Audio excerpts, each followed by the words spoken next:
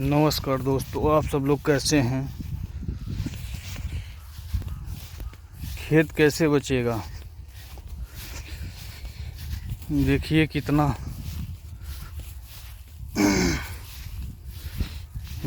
चल रहे हैं जानवर।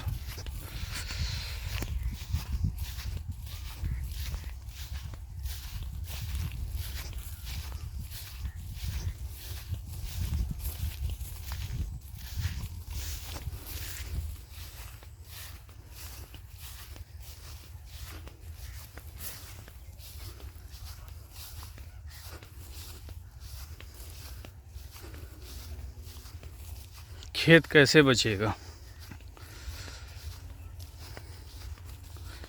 खेत में गेहूं नहीं होगा तो क्या खाएगा लोग, जब जानवर ही खा ले रहे हैं तो।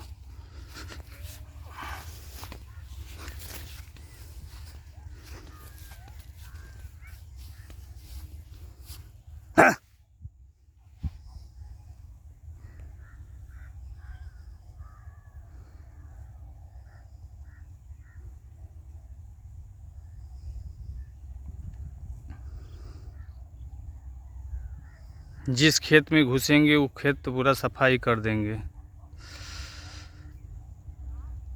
इतना इतना जानवर जिस खेत में घुसेंगे। आज हम घूमते हुए अपने खेत की तरफ आए, इतना जानवर